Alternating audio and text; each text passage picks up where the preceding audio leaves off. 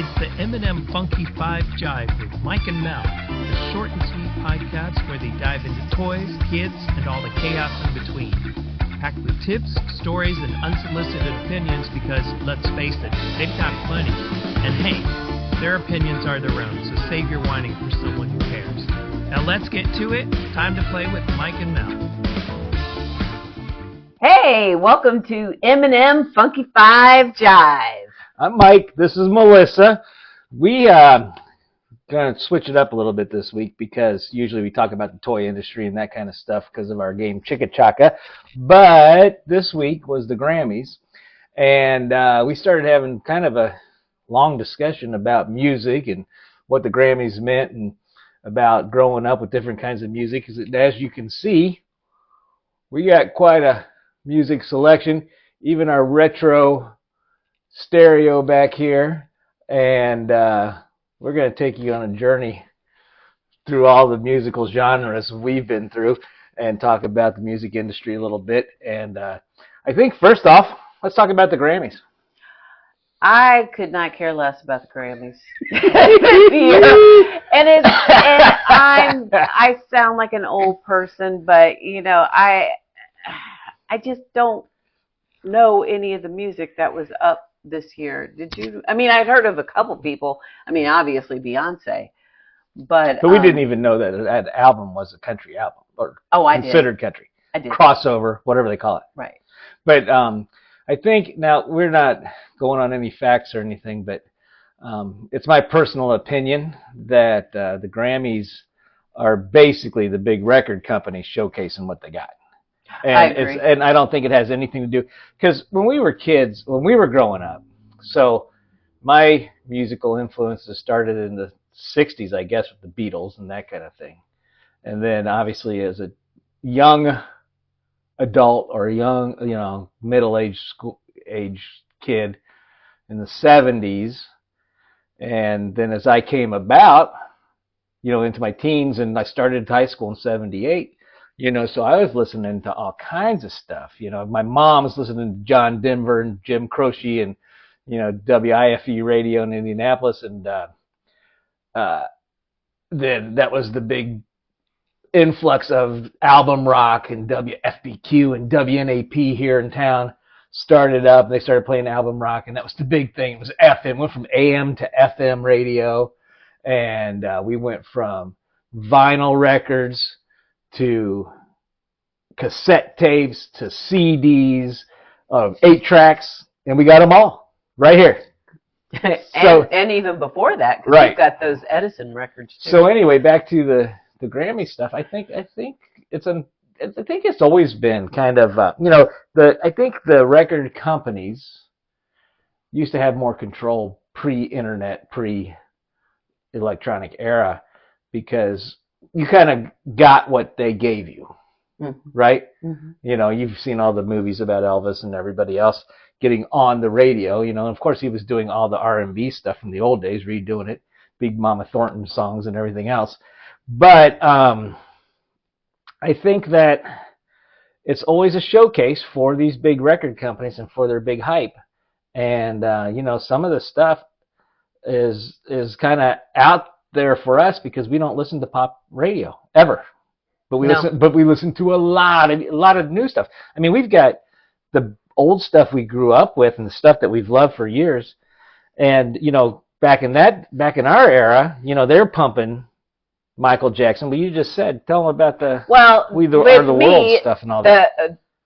This is the 40th anniversary this past week of the single "We Are the World" by USA for Africa, and it was a group of mostly American musicians who got together to sing a song for famine relief. And that was in 1985, and I was in high school, and it doesn't seem like it's been that long. High school? Yeah. And I was in college. So that was another thing that got us talking about the music that influenced our lives. Now, when I was growing up, I grew up in the Washington, D.C. area, and my parents listened primarily to R&B, Al Green, Gladys Knight and the Pips, Her dad had Black, great taste, a lot of jazz, and so forth. And Coltrane, all that. my first album of sorts. You have your first album here? It is here. Where did it go? It was just here. What are you looking for? Sort of my first album, but an album I played a lot, and my parents eventually gave it to me, was this little gem, the Jackson 5's third album, with I'll Be There and Going Back to Indiana. And little did I know I'd end up living in Indiana. But when it came to other music that they listened to, that's what they listened to in their album life. But they had this radio station called WASH, and it was the contemporary hits of the time. So they played things like Chicago and Air Supply and all of that kind of stuff, which exposed me to different types of music. And so that kind of laid the groundwork for me as I got older, exploring different types of music, because it wasn't all Motown. And so I was like, what else is out there? And then I started getting into more alternative stuff in middle school and high school. Yeah, but let's go back to that again. So the parents' influence is always the big thing, right? Right. So when you start out, I love that her dad gave me a whole bunch of cool jazz albums from back in the day. Mm-hmm. And I love hearing that stuff, and it's great. But one of his favorite albums of all time was the Eagles' Hotel California. Right. Which was a completely different genre, a whole different thing. Right. Your mom, we got a bunch of the albums from their collection, and you were going through them down in our house in Florida. And what was the ones we had there that you were so excited about that your mom had? Oh, the Gladys Knight and the Pips album, because every time I hear Midnight Train in Georgia, it just brings tears to my eyes. My mother died about 28 years ago, very suddenly, and so that was one of her favorite songs. So every time I hear it, I tear up. And so I was so happy to see that it was in that collection that was passed down. In my world, my dad was a jazz guy too, but not the same level your dad was. I barely remember my dad listening to music because he was just working all the time. Right. But my mom would listen to our local pop radio station, and back then it was called WIFE, and they had like the 70s flowers as their logo, and they'd listen to Wife Radio. And anyway, they played John Denver and all that stuff, and all that Seals and Crofts, and all that syrupy 70s stuff. Right. But as I started to get into it, like my first albums were the Beatles and like Revolution, and then the anthology albums, which we still have in this collection someplace. But the coolest ones was when I started discovering my own music, because on my way to school there was a Peaches Records and Tapes, and there was a Karma Records and Tapes, which were like the hippie.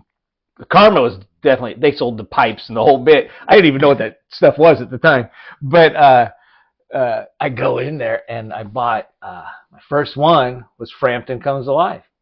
Right. I think that I personally bought. It's here. Is that in here somewhere? It's in here. Yeah.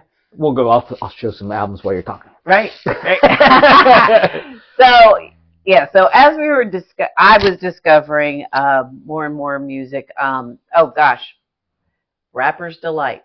Yep. Rapper's Delight. I remember the moment I heard that for the first time. I was in elementary school. I think it was in 3rd or 4th grade, and we had like indoor recess, I think, because it was raining outside. They were playing that? And so somebody had brought it in. They were like, I brought this new, it was a 12-inch single in, and the teacher let the person put it on the turntable. And I went to school with all kinds of kids, so it wasn't, like a predominantly black situation or anything.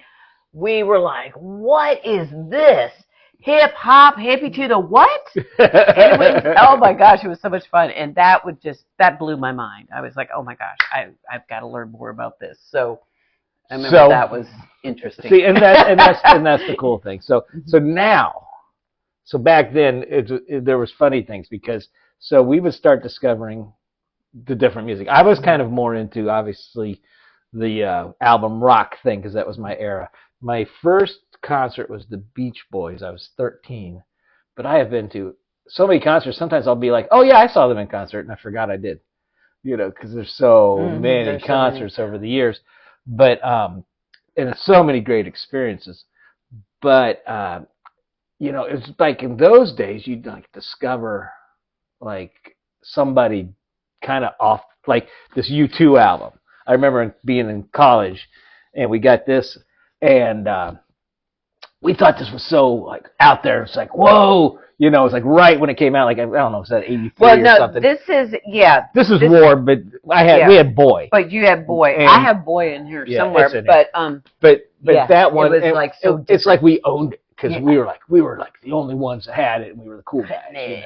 All right, so your first concert was the Beach Boys. Yeah. When you were 13. My first concert was Rick Springfield when I was 13. I don't know which one's cheesier. we had the Meriwether Post Pavilion, which is like that outdoor amphitheater, and so I don't even remember who I went with, one of my friends, but my mom dropped us off over there because it was like 10 minutes from home or whatever, and we went to see the concert, and I was like, that's all I listened to was Rick Springfield for the next 2 weeks. Of course. After that, well, and 2 weeks preceding because you had to know all. Because you had to know all, yes.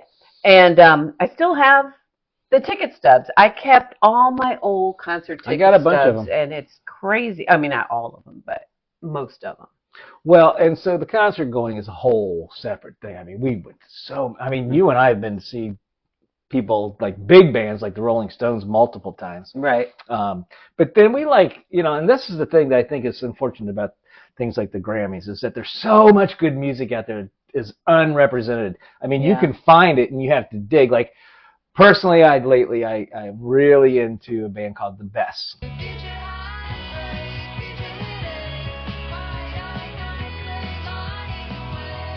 I love this kind of music. Yeah, they're awesome. And we just find stuff. Right. And that's the beauty of like YouTube. You put on a song and it leads to the next one, And then we've also been visiting some of the stuff that we remembered from the past. Like, what's the one we play every morning? Tell them that. That's a fun one. Cockney Rebel. Come up and sing it to make me smile. I do what you want, but I do wild. Cockney. Come up and see me, make me smile. That's every morning. Smile. Look that one up. You're gonna love that. It makes you happy in the morning. It's a great morning starter. But I guess my point is that there's so Wolf Alice is one that we like to listen, or I especially like to listen to. Then we would get into some kind of harder core, but like L.A. poppy, but never gonna be in the Grammys, like Starcrawler.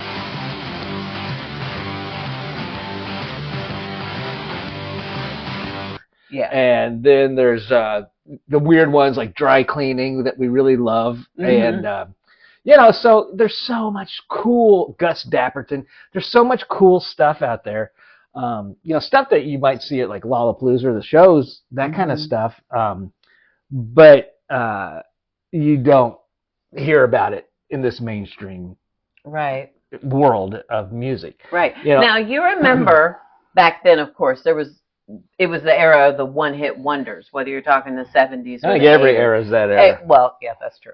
But it seemed like, there were a lot of people who made one record and then they moved on and then you never heard from them again. And that's a lot of work for somebody back then to like come up with the money to do a demo and have studio time. Now it's so easy. Then now you can go on GarageBand. You can do open mic nights and get discovered because somebody took a video of you on YouTube and or on their phone and posted it on YouTube. It's amazing how you can be so exposed to music, and it doesn't have to be Grammy award winning. It can just be great independent garage bands. Well, in the early days of music, the internet. So I got a friend that's a musician, Chuck Maiden. You can look him up too. He's good. And hi, Chuck. And I remember he told me, and I hope I'm not misquoting him, but he put together his first album. Mm-hmm. You know, he really wanted to do a produced album, hired musicians, but he spent like $50,000. Oh. And he wasn't, he was just like me back then, Yeah. We didn't have that. You don't have $50,000. If you have $50,000, you're gonna go buy 2 cars back then. Right. So and he put together, maybe and 3. so you look at the difference now because you try to you can do so much more with less. I mean, you've got all this editing software and stuff that we use all the time. Right. And we're not musicians. We own a lot of instruments, but we don't know how to play any of them. But we know how to play them. They just you don't. do Better. Yeah. They just don't create sounds that flow they don't work through the ears. all right. So let's get back on target. So back on target. So the 70s was known for like arena rock and disco and the concert boom, just like we were talking about. This Queen, all of them doing these huge. But you had Rush, Led Zeppelin. There's more. DC. I mean, you go Leonard Skinner. You go. There's such a gamut because then you got the Bee Gees and you got Donna Summer. And Anita then Ward. there's a big disco sucks and and all the rock and roll and blah blah blah. Right, and I love disco. And even in like '78, you had the Sex Pistols starting out. Right. So that's while you were listening more to this, yes, I was listening to this. Right. Probably at the same time, right. So well, and before I discovered the alternative music scene, I was loving disco. I was spend of course you were a kid. Hours in my room learning how to dance and get the latest dance steps down. And I had was a second cousin it. that was a disco instructor. Really? David. Ooh. Oh, that's right. You told me that. and yeah, it's just so funny how my mom actually said to me once, because I was so entrenched in that music, she said, "Don't you ever listen to anything else?" And I go, "I do when I'm in the car with you guys, but this is what I want to listen to." Is the R&B and the disco and all of that. Right. I was loving it. But then when she said that, it made me think, and I said, all right, let's just kind of figure out what else is out there. Right. And so back then it was a lot different. Mm-hmm. So I know that like when I started college, there was college radio stations. Right. And I'm sure they're still around, but it's probably not as probably not as cutting edge as it used to be, because back then, we'd listen to the Violent Femmes. That's like I heard the Violent Femmes for the first time on college radio. Yeah. And even when I was working in Hollywood, I listened to Loyola Marymount station, and 2 of my favorite bands to this day, Modest Mouse and Sunny Day Real Estate, I found there, and that would have been like late 90s, early 2000s. Mm-hmm. And so I was still getting music from college radio back then. Yeah. And so, now I think our best influence, the way we find music, is on YouTube. Right. Now, and that brings up another thing, though, too. It's, let's say you're in a place like Indianapolis where the radio stations, you don't find alternative radio stations, I'm assuming, back in the 70s or in the 80s. So how, as a person who says disco sucks and I'm not an arena rock kind of person, how did they find out about the Sex Pistols and so forth without the internet? Because you had the magazines, you had like Spin magazine. There you go. And you had magazines, you had Rolling Stone. Rolling Stone, but Rolling Stone was a little more mainstream. I mean, right, it was more mainstream. Yeah, I mean, yeah, it started out kind of underground and became mainstream, I think. Right. But you had that stuff, but you also had like well, especially in college. I think college was the big influence, because look at REM, Athens, Georgia, all that stuff. I mean, all the music that came out of there, and then you can take that on to Seattle, and all the grunge rock, and the Nirvana, and all those guys. Right. And so there's a lot of ways to be influenced over the time that we've been in this culture of this musical culture. But I really honestly believe that you can find anything now. And I love Pandora too, because you can just, like when we're working out or when I'm working on the computer, I can just put on a band I like, and then there are suggestions of stuff that come up. Right, and that's another way of learning. Yeah, and so I'll be pausing like, who's that? And then I'll dig into that one. Okay. I'm going to interrupt. Some memorabilia. Yes, I'm going to interrupt you because it's memorabilia time. Wait, let's start. So you start. No, you start, and then you do a few, and then I'll do. No, show your concert. Okay, so this. Oh, but I got a story leading up to that. I'm going to show you, for those of you who are younger and don't really know what it is. This is what's called a mixtape. It's a cassette. This one in particular is called Who Needs It? This was my friend in college, Big Brother's compilation of alternative hits, and I loved this tape, and I still have it. The Kingston Trio. That's a little earlier than us. But oh. Then I have Brenda Lee.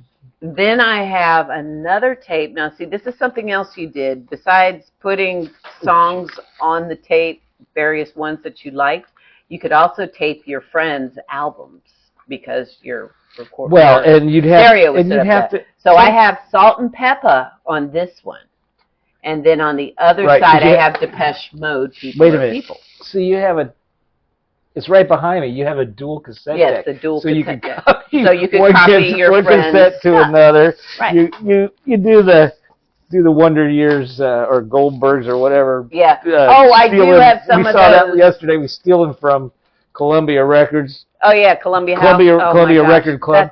That was crazy. But then don't forget cassettes. You also had the 8-tracks. You also had the 8-track. Spell. Come on. Simon and Garfunkel. Look at that. John Denver, Neil Diamond. Come on, this is something. Kids don't know what this is. They don't know what that is. That looks you have like to plug it in with this thing. You had this big old hooting thing in your car, and you put it in there. But you could actually pick a track on this, whereas on a tape, you'd have to search. Forward and you'd have to search, because that was the downside about making the mixtapes or making your own albums, was that it didn't have the auto stop. But if you bought it from the store and you had a fancy cassette player, you didn't have to do that. It would just stop. But the thing is too, so in probably 76, I think, I got my big stereo.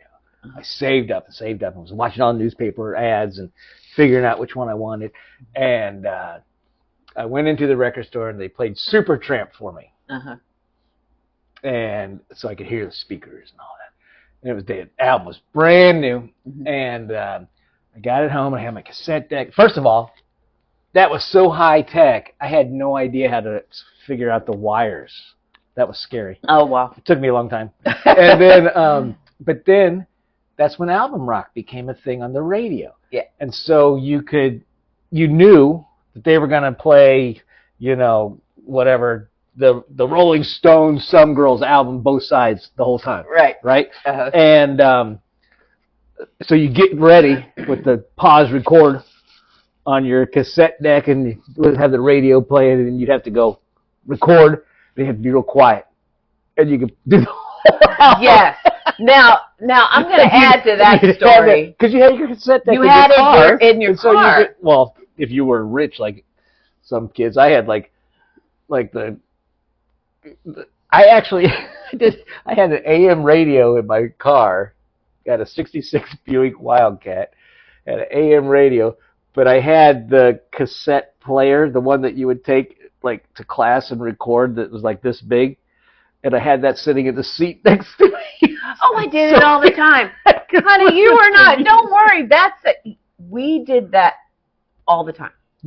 And I remember one time my dad came to pick me up from my grandparents' house when we had moved to Maryland, but they were living in D.C. And we were traveling, and I heard this really cool song that I liked come on. Maybe it was Ring My Bell by Anita Ward or something. And I told Dad, shh. And I hit the record, and I put it by the bottom of my seat so I could get it coming through the speaker. But you can hear the car going, ooh, because it was a 1974 Honda. Did you show your shirts? Not there yet. Oh. So that is the beautiful part that I can't wait to dig those tapes out and hear those sounds. And then in another one, Here my it is. sister, There's my friend. there it is. Keep talking. My sister is on there because she was trying to get in my parents' room when I was trying to record a song. Yeah. And she was like, Melissa. She was like 3 years old, and I was just like, And then my mom's yelling in the background, why is Kelly yelling your name? What's going on? Because that's what. And it's all in the background of the song. Because that's what they do. Because that's what happened. Because your little brothers and sisters ruined all your They recordings. ruined everything. Okay. I'm just showing random albums. Okay, that's fine. So this one, you just did that with Frampton. I can do this with Michael Jackson. Look. Hey, wait, look. It's got the socks. Look. They can. They're friends. They're friends. Hi, I'm Michael Jackson.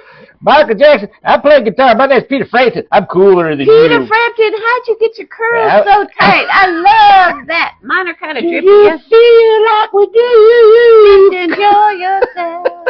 Groove. Let the madness of music. Okay. So anyway, there's that. All right. So while you're showing random albums, I have got a little game for you. Are you ready? Oh, look.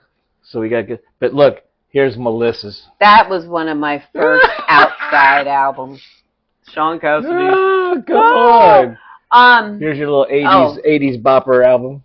Oh, the Bangles. Oh, I love that one. Keep going.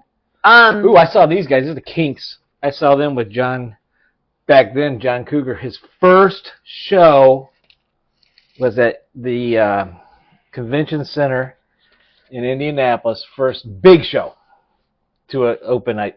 At least that's what they said at the concert. We never even heard of him. But now look at him. Yeah. Now he's not even Johnny Cougar anymore. No. Okay. Ooh, I saw this one a couple times in concert. Market Square Arena. What are we ready for? Okay. What are we doing now? You have to answer a piece of music trivia. Quiz, hot shot. Yeah. Are you ready? I'm not good at trivia, but I will try. You're going to try. Okay. You can remember everything. I need some Prevagen. I have the gift of being able to remember useless knowledge. Okay. Are you ready? Okay. What year did MTV first air? Did you want me to give you choices, or do you want to just guess it cold? I can tell you the first songs. I didn't ask that. It was Video Killed the Radio Star. Okay, that'll be a bonus. And Pat Benatar. And it would have been 84 or 5. No. What? 81. It premiered in August of 1981. No. Yes. I don't think that's right. No, it's right. I would have been a junior in high school. Yeah. It was in college when it... No, that's when you discovered it. See, that's the same with me.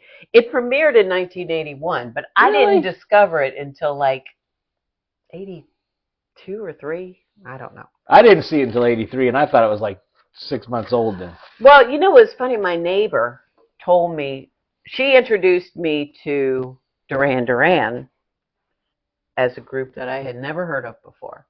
And she said, oh, they're on MTV. And you're like, what's MTV? And I'm like, what's MTV? And she goes, you've got it. I go, no, I don't. She goes, it's on your cable. I go, what? So she comes over to my house and she shows me, and I didn't turn it off for the next 10 years. 10 years. Until they I still go to see Duran Duran every chance in I high get. school No, programming. it's not what it used to be at all. Okay, are you ready for your second question? Because you got to redeem yourself. Okay, but I just think 81 is wrong. But go on. No, it is right. Okay. Okay, I think you know this one. What famous punk band released London Calling in 1979? The Clash. Ding, ding, ding, ding, ding. Very good. Of course. And they got that picture of that guy who's like, yeah, like looking like his dad on the front. Yeah. Okay. I think we have that. Okay. Seen the Clash twice. I don't think I've ever seen them. I've seen Big Audio Dynamite. I never saw Sex Pistols, though. We got some meet and greet stories between the two of us with We got some famous funny people. stories about Joey Yeah. Ramone. That was so random. I was like, "What?" He threw me off. Okay, so I want more trivia. Can you? Okay, I got a good one for you. Okay. Can you guess the average price of a ticket for a concert ticket in the 70s with these pyrotechnics and light shows and all that I know stuff? what I paid. Okay, so tell me. Like my first concert was under $6. It was like $5.50. That was the Beach Boys. Okay. And I paid as little as $7.50 to see Bob Seger, Aerosmith, those bands back in the 70s. Mm-hmm. Then it started going up to like $12.50. And that was expensive. Okay. Well, and you had to go to Sears, to Ticketmaster in Sears. That's right. You had to go to wait Sears in line. And wait in line before the mall even opened. Before the mall opened, Sears and then opened. yeah, if you wanted to get good seats. Yeah, and we did that all the time. Yeah, crazy. So, okay, so the average price was $5 to $10. Now, as you know, they can go up to hundreds of dollars. Well, and, what did and we VIP pay? experiences. We went up and saw Sting in Chicago. That had to be a lot. I forget how much. Well, she saw Duran Duran last year, and you got VIP, and that was like $400 or $500. It wasn't quite that much. Yeah, it was. But it was close. It was like expensive. Something. It was, but it was totally worth it. Simon Le Bon spit on me. Can't pay for that. I wish someone paid me $400. I'll spit on him. I didn't pay him. All right, go on. But anyway, so anyway, $5 to $10. My first concert ticket, Rick Springfield, I think it was 11. That's probably right, because you're a little behind me in years. Yeah, it was 11. So that was 1982, and then Duran Duran, when I saw them the first time, which was in 1984. And this is the actual concert T-shirt. Actual concert T-shirt.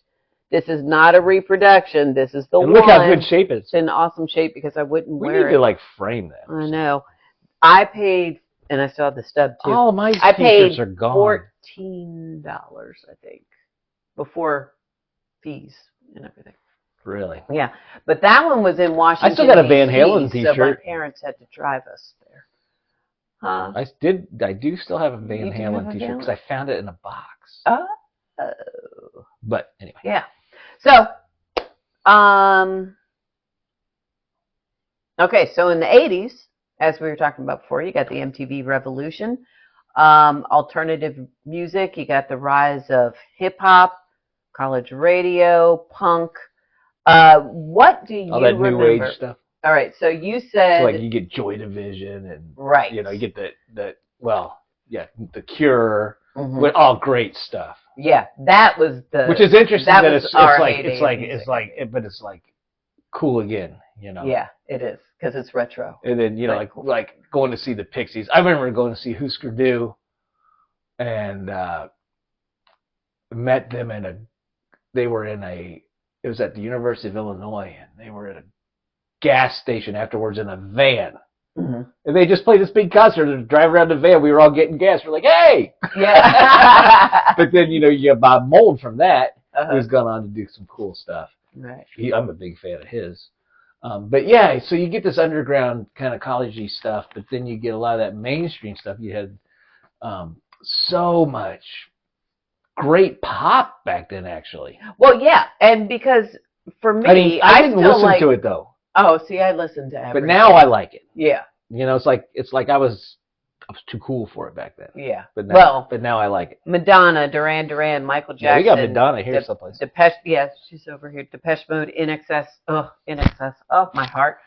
Billy Idol. Her first kiss was Michael Hutchins. Yeah, it sure was. Little kiss, but little kiss. It's just like a fan kiss. It wasn't like. But it's first time. But it was first time. First on the lips? Yes. Yes. That was Michael Hutchins' lips. I know. God rest his soul. And so, here is the other thing that was big in the 70s and 80s, and do not judge me. Okay. This is called the K-Tel compilation album. This one in particular is radioactive, and you knew because, see, it says K-Tel right there. And what these were is you would see these. K-Tels were the awesomest. Yeah, you would see them advertised on TV, and they're a compilation of some of the hottest hits of the day. So this one, Radioactive, was released. Well, look, it's got the police thing. little album right there. So this one was released in 1982. It has every little thing she does is magic. The voice by Moody Blues. I love the police and the cars. Lady, You Bring Me Up by the Commodores. Lady. No. Oh. Lady, that's the fast one. Lady, you I like the bring slow me one up better. when I'm Oh, that's a down. good one too. And Super. Up when I'm down. Super Freak, Rick James, Our Lips Are James. Sealed by the Go-Go's. So you had Rick a little James, bit of bitch. everything. I'm Rick James, bitch. I'm Rick James, bitch. Enjoy yourself. And so those were the awesomest. I love those. Now, here's the other thing that they had back in the 80s, and you've got one sample, and here's my other one. What is it? These are what were called 12-inch singles. This one's mine. This one's yours. This was mine. So this That's is right, this is because the these Cure. were- Why Can't I Be You? So what they would do is they would take one or two songs and they would put it on an album that was the size 12 inches. That was the size of a 'cause regular look, the album. music's only this and long. the music's only this long. And Whereas usually it's like sometimes that. you would get, disco version. They would call it the disco version, the 7-inch version, the, Paperboy Lights. but remember you go to the alternative record stores, you get bootlegs. Yes, and you got bootlegs. And they were now, like recordings from albums in Germany. This is Crazy stuff like that. This It is was how awesome. this is how Bootlegs were like hooked the I coolest. was into music. This is What is that? This is a Depeche Mode, Love in Itself. It's got 3. I don't even know this one. No, because I got this in Germany. I went to Germany in 1985, and I got this. It But I don't says think here I've ever Germany. seen this one. Well, when did you go to Germany? No, in our collection. I've never seen it. Oh, really? I never paid attention to Oh, it. yeah. So that I It's not used in the to sleeve. do. Oh, yeah, put that in the sleeve. I used to do stuff like this. I used to order Japanese Yeah, the singles Japanese ones, that from was big. like Duran Duran. I have some of those. Got a ton of those. This is really like, it's not very good It's quality. not very good quality. Yeah, so we got to be careful with that. But anyway, love the 12-inch albums. And you play them on, some of them you would play on 45 speed instead of 33, Yeah. I think, too. But yes, very interesting. Now, here's my last little piece of memorabilia that's weird. This, Not weird, just fun. well, it's going to be weird for people who've never seen it before, younger people. This is what's called an album video cassette. So this is Duran Duran Decade, which means there's all these songs, the videos for all these songs is in this video cassette tape. And I had this one and another one. And oh my gosh, Yeah, this is they're not like the they're not- best thing ever because it's good quality tapings of these the way you would see Right. them on MTV as opposed to me hitting record I on the never had any of VCR. No? Now, we'd rent stuff like from Blockbuster. Yeah, well that's You how could I came rent 'em, upon I but I would never rent owned 'em. them. And, And then I would buy a lot it of the after. bands had like, Video albums is what they would call them. well, yeah, but then you'd get like The Song Remains the Same with Led Zeppelin, Yeah, which concert is ones. kind of a story of them Yeah. and the tour and Right. the concert. Right. So anyway, but that's cool. Yeah. So you would get these, and then you don't have to worry about like I used to try to record videos. We should watch that. We've got a VHS player. Yeah, we should. That'd be cool. If it didn't break. Hopefully it doesn't break. Yeah, it's very old. Anyway.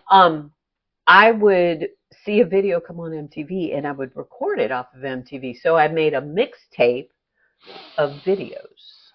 And then, but see, sometimes I would miss the beginning, or I'd cut off the Yeah, 'cause end, or whatever, and then or whenever a you're trying to- commercial would come on, and you're just like, Although the commercials make it kind of fun now. right. Well, I've got making of Michael Jackson's Thriller Yeah.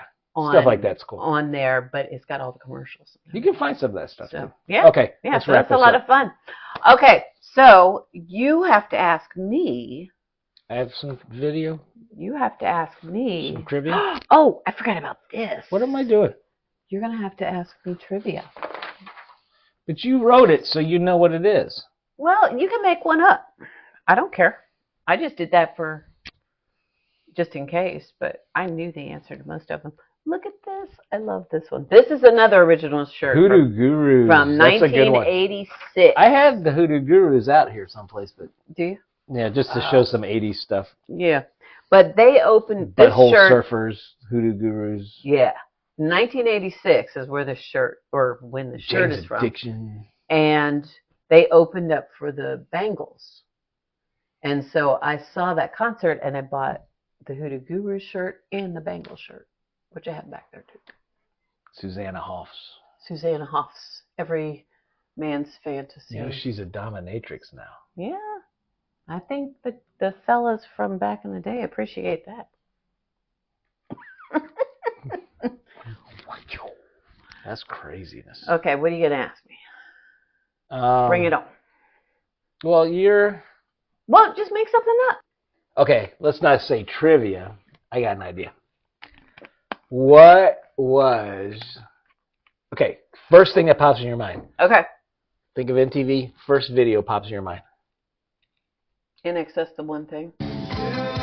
Because I think that was the first video I saw. Mine was too. And mine was David Bernstein, Talking Heads, Oh, yeah. Once in a Lifetime. You may find yourself swimming in a shotgun shack. That was the first. That's the first one. Which actually was a great one to see. Yeah. It wasn't like Billy Squire with his great dancing. Yeah. Okay, now I got a question for you. Yeah. Who was your favorite MTV VJ? Martha Quinn, of course. Okay. Mine was Alan Hunter. Alan Hunter was cool. And Who was the because I black guy? thought J.J. Jackson. Was the J.J. black guy. Jackson was all right. I liked him. He was all right. I like liked Matt them all. Pinhead too, because Matt Pinhead always did that Headbangers Ball. Oh, yeah. He seemed like a really cool guy, but I wasn't really into Is his name that. really Pinhead? I said that. No, isn't it Penfield? Pinfield. I think I just called him Pinhead. Oh my gosh. All right. But yeah. Okay, so that was your favorite. And okay, your favorite. This is gonna be a tough one. What's your favorite '80s concert? Oh, yeah. So Rex and I went and saw the Violent Femmes in the basement of a church, full on mosh pit, crazy fun. That was wild.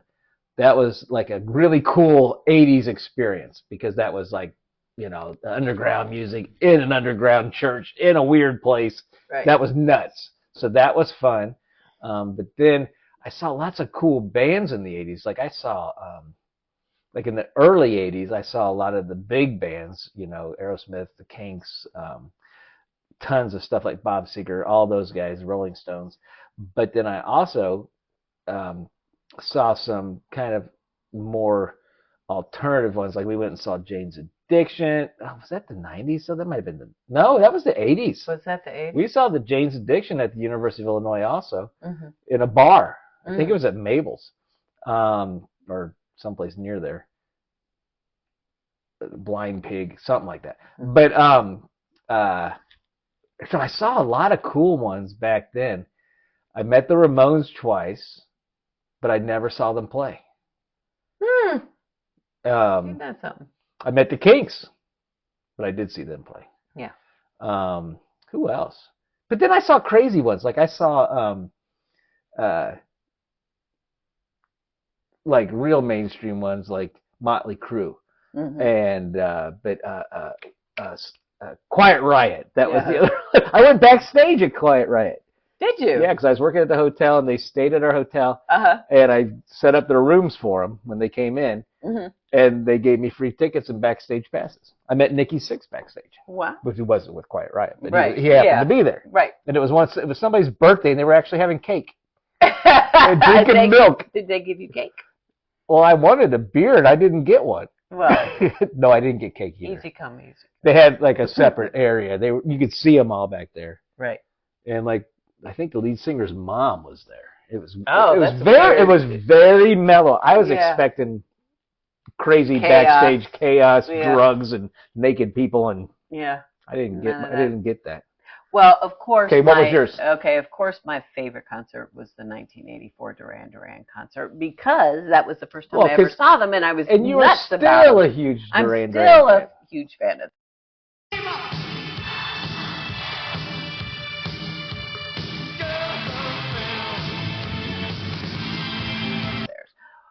And I've met them a few times.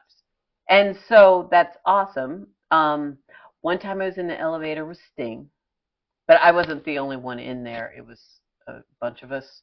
Did he smell good? I couldn't tell who was smelling like what. Maybe he smelled like B.O. Went to, I doubt it. I think he was heading out to sound check or something because there was only one hotel in Columbia where all the stars stayed. Okay. And so we knew how to stalk them. Okay. So yeah, right. as a teenager, you know that you know where to go.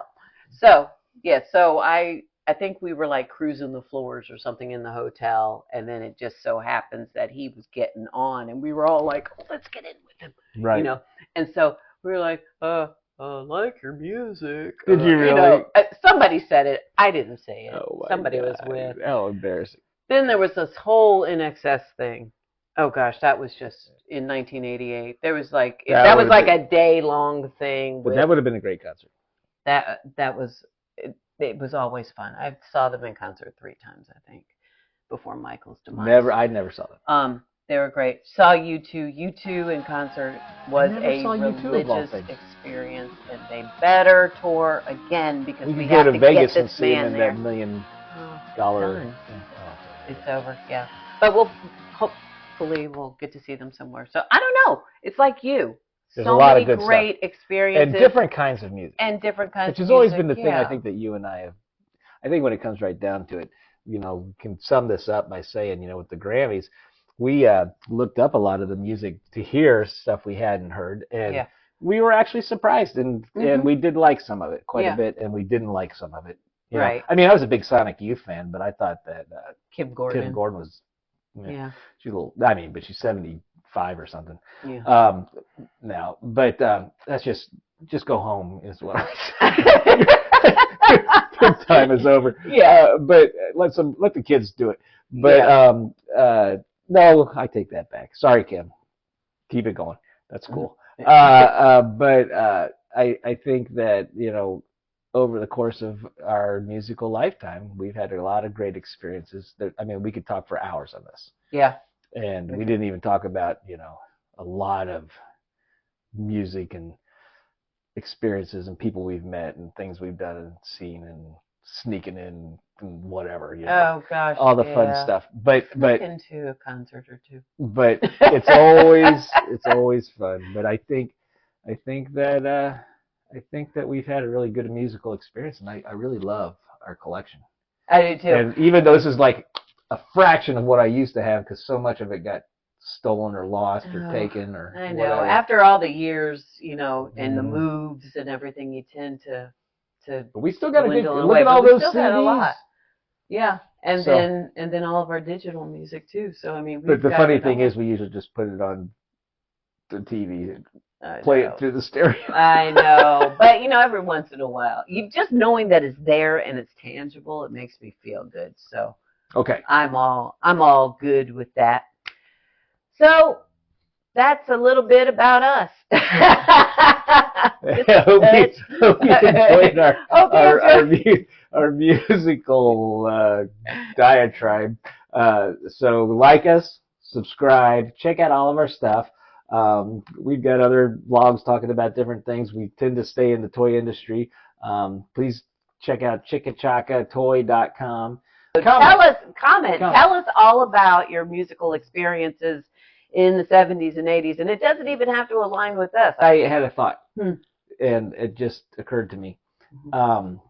Maybe next week we're going to talk. I think we should talk about more of your kind of Zen vibe and how you have gotten me into meditating, and then we could talk about a new brand that we're starting up called Leela Brands. Oh yeah. And Melissa's done 4 published meditations, 4 or 5 that you can check out on YouTube. That's a brand new thing for us, but she's got the good vibrations happening, and so she's bringing me into it. And she does the tuning forks and the Reiki and all that good stuff. But I gotta say, I'm a skeptic, but I'm digging it. So check us out all over the place. chickachakatoy.com, lelandbrands.com, and is that it? I think that's it. So till next time.